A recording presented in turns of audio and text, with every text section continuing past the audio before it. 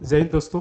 मैं ब्रजेश कुमार आज आप सभी के बीच बिहार चुनाव के परिणाम को आप सभी के बीच उसके जो कुछ इन्फॉर्मेशन आए उसको साझा करने आया हूँ। बिहार जो बुद्ध की भूमि बोली जाती है, बिहार जो परिश्रम की भूमि बोली जाती है, बिहार जिसका भविष्य चुनाव से पहले तय होता है और चुनाव के बाद खत्म, बिहार जहां पर एक मुख्यमंत्री अपनी 10वीं बार मुख्यमंत्री बनने का राह देख रहे हैं, वहीं जहां की जनता आज भी पलायन बेरोजगारी की समस्या से जूझ रही है।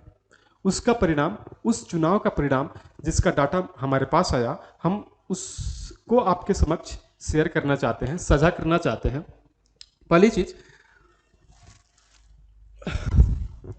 आपको बताऊं बिहार के बारे में। बिहार जिसके टोटल डिस्ट्रिक्ट्स हैं 38, टोटल डिस्ट्रिक्ट 38 है, जिसमें असेंबली सीट जहां से विधायक चुनकर आते हैं वो है 243। जहां बिहार इस बार के इलेक्शन में जहां पर लगभग 15 पार्टियों ने पार्टिसिपेट किया था, 15 पार्टियां जिसमें 12 मेजर पार्टियां हुई थी, जिसमें 2 अलायंस थे, एक थी एनडीए अलायंस, एक थी महागठबंधन। विनर जो थी वो है एनडीए अलायंस।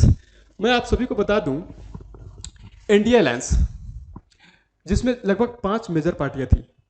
पहली जो मेजर पार्टी थी बीजेपी, जेडीयू, एलजेपी, हम, आरएलएम।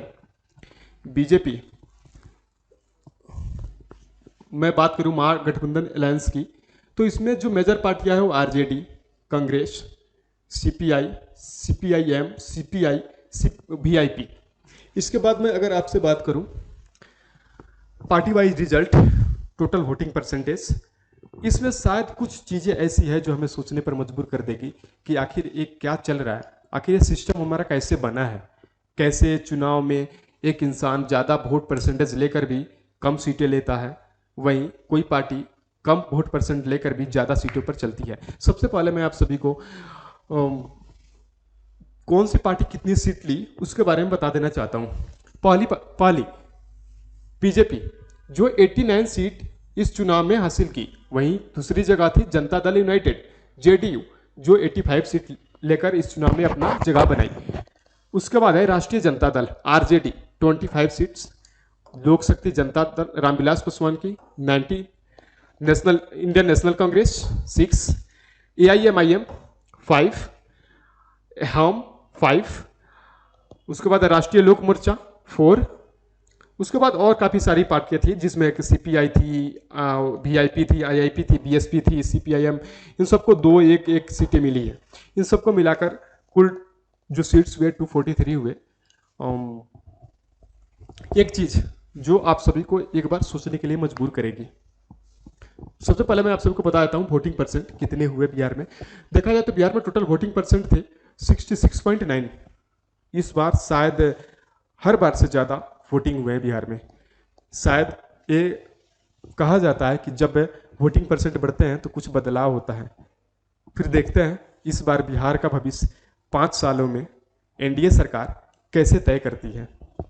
खैर मैं आपको बता दूं, कस्बा जहां पर सबसे हाईएस्ट वोटिंग परसेंटेज रही 81.7%, जो पूर्णिया डिस्ट्रिक्ट में आता है, वहीं बरारी कटिहार में है ना, जो 81.6% रही थी। उसके बाद है ठाकुरगंज, किशनगंज में 81.32% वोटिंग, इनकी यहाँ सबसे हाईएस्ट वोटिंग रही थी। जो सबसे मिनिमम वोटिंग रही है ना, वो रही कुम्हार में जो पटना डिस्ट्रिक्ट में आता है 40.17%। एक चीज जो शायद आपको सोचने के लिए मजबूर करे, जिसके बारे में पहले आपको बता चुका हूं, वो है वोटिंग परसेंट। आप इस वोटिंग परसेंट को देखो एक बार। बीजेपी जिसको 20.1% वोट मिला है, जेडीयू जिसको 90.2% वोट मिला है, आरजेडी जिसको 23% वोट मिला है इस इलेक्शन में, आईएनसी जिसको 8.7% वोट मिला है। एक बात आप गौर करना, बीजेपी 20.1% वोट पाकर भी 89 सीट्स जीती है। वहीं अगर आप देखो आरजेडी के बारे में, आरजेडी 23% वोट पाकर भी 25 सीट पर ही सिमट गई। शायद ये चीजें सोचने वाली है, कुछ चीजें सही हो सकती है, कुछ गलत हो सकती है, पर अपने को ये सोचने पर मजबूर जरूर कर रही है। खैर आगे बढ़ते हैं, आपको बताता हूं मुख्यमंत्री नीतीश कुमार के बारे में। ये बिहार के विकास की रफ्तार के नाम पर नीतीश कुमार अपनी 9वीं से 10वीं बार मुख्यमंत्री बनने की रफ्तार में लगे हैं। नीतीश कुमार जो Janata Dal United JDU party से बिलोंग करते हैं, जो अभी तक ले 9 बार बिहार के मुख्यमंत्री रह चुके हैं, 9 टाइम्स, 9 बार शपथ ले चुके हैं मुख्यमंत्री का। इनका अगर हाईएस्ट क्वालिफिकेशन देखा जाए तो BSc electrical engineer Patna NIT से किए हैं। करियर इनका स्टार्ट हुआ था जेपी मूवमेंट, जो भारत की भविष्य भी तय किया था, भारत का आगे भविष्य क्या होगा। जेपी मूवमेंट 1970 में जो शुरू हुआ था, उसमें इनका पॉलिटिकल करियर स्टार्ट हुआ। उसके बाद मैं आपको बात करूं, ये असेंबली में कब आए थे। 1985 में हरनौत से जीतकर पटना असेंबली में पहुंचते हैं। उसके बाद कैबिनेट मिनिस्टर रहे, काफ़ी सारों जगह काफ़ी सारे डिपार्टमेंट में अपना सेवा दे चुके हैं, जैसे रेलवे मिनिस्ट्री में दिए, सरफेस ट्रांसपोर्ट मिनिस्ट्री में दिए, एग्रीकल्चर मिनिस्ट्री में दिए हुए हैं। और सबसे बड़ी चीज़ बिहार, जिसकी विकास की रफ्तार हम इससे भी तय करते थे कि बिहार में कुछ ऐसा हो जाए जिससे कुछ अच्छा हो जाए। इसी के पहल के बीच नीतीश कुमार शराबबंदी किए थे, जो शायद बिहार के लिए सही था, शायद। इन्हीं के काल में बिहार में अल्कोहल प्रोहिबिशन एक्ट लागू हुआ था। इस बार जो बिहार इलेक्शन में जो नई चीजें निकल कर आई थी, एक नई पहचान, मैथिली ठाकुर बीजेपी से कैंडिडेट हैं। ये one of the youngest MLA हैं बिहार के। ये जो आए एमएलए जहाँ से बनी है, उनका उस सीट का नाम है अलीनगर, जो दरभंगा डिस्ट्रिक्ट में पड़ता है। इनका विनिंग मार्जिन देखा जाए तो अच्छा खासा है, 11,730 वोट्स। ये जो इनके ओपोनेंट थे उनका नाम है विनोद मिश्रा, है ना, जो आरजेडी पार्टी से बिलोंग करते थे। इनका एक कैंपेन प्रोमिस था, बहुत वायरल हुआ था, कि अगर ये चुनाव जीत कर आती हैं तो अलीनगर का नाम सीतानगर रख देंगे। खैर, युवा हैं, जज्बा है, देखते हैं क्या होता है बिहार का। इनके बारे में और चीज़ें बता दूं तो हमारे बिहार के जो क्लासिकल सॉन्ग है, इसमें काफ़ी बड़े चर्चित चेहरे हैं, बिहार की पहचान है एक तरह से। और इन सब के बीच मैं आप सबसे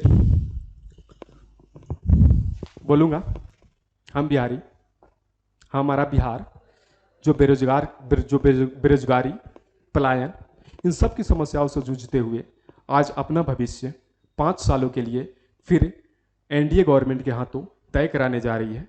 धन्यवाद।